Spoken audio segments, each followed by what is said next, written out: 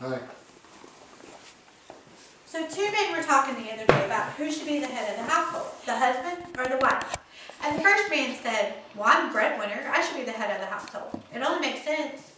And the second man looked at him and he said, you know, before my wife and I got married, we came to the agreement that I would handle all the major issues, she would handle all the minor issues.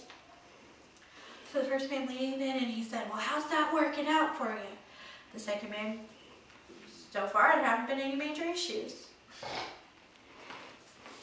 Hi, my name is Megan Rosen, and although I've been a Christian since I was 9 years old, it wasn't until I got married and we started our family that my faith in God truly became grounded.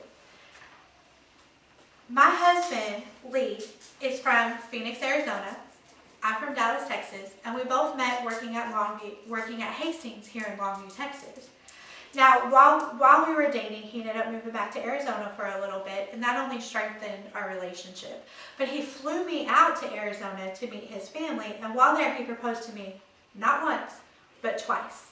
See, I was a little bit afraid to come home engaged without him having asked my dad, so he ended up asking my dad and proposed to me again. And now we have some good stories to tell, and he likes to tell people that he had to propose to me twice because once wasn't good enough. But that being said, while we were engaged, we began attending Mobberly Baptist Church. They had a small group there that was for the young married class, and we began kind of feeling we don't fully fit in this class. While they were great people, they were also on average 10 years older than us, had a couple kids, maybe another one on the way, had their lives established, and here we were just starting out. So apparently we weren't the only ones that felt this way, and Mobberly as a whole created a new young married class. And it was in that class that we began doing a study on a godly marriage. What is a godly marriage? One of the things that we studied was in Ephesians, Paul tells the Ephesians, wives, submit to your husbands. Husbands, love your wives as Christ loved the church. Profound message. I kind of shut off, to be quite honest, of the part about the husband because all I could focus on was submit. So it was something that I prayed about myself and came to the thought that I have to submit, not necessarily get walked on. It means allow my husband to make some major decisions so that he can allow God to work in our lives. And that's what my husband and I came to an agreement on, is we would live our godly marriage as Paul told the Ephesians in the Bible.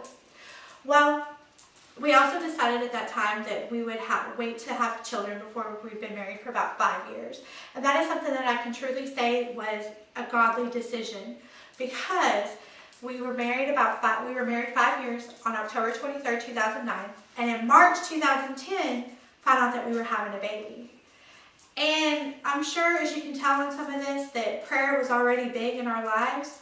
But when we found out we were having a baby, it became even more so. See, I was tested for gestational diabetes twice. Most women get tested once, but diabetes is very big on both sides of our families. So I ended up being negative with that. Awesome, did not want that. Towards the end of my pregnancy, my blood pressure skyrocketed. I'd already been told that there's a chance my baby could get stuck trying to come out naturally because he was measuring to have a huge head. But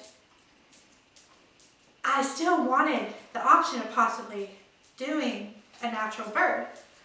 But after doing so much praying, we decided a C-section should be good. Going in to tell the doctor, I could not tell the doctor. I was scared. My husband had to actually tell the doctor for me. And my blood pressure, it skyrocketed. And at that time I got admitted to the hospital. We were told, you might go home with the baby today.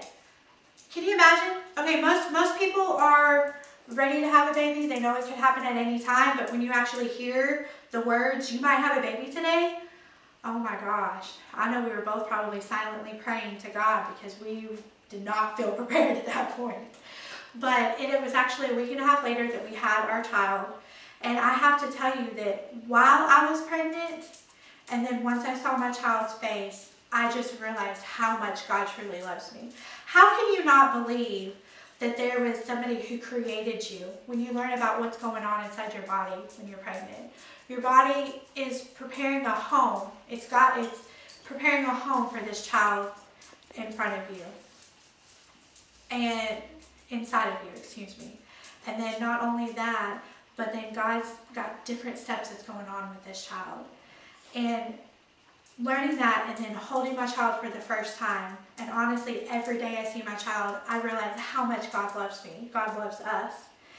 He loves us so much that he sent his only son to die on the cross for us. And I'm reminded of that each time I see my son. As you can see, my husband and I have had a pretty big journey through our lives, and it's not over yet. I'm looking forward to see what's to come.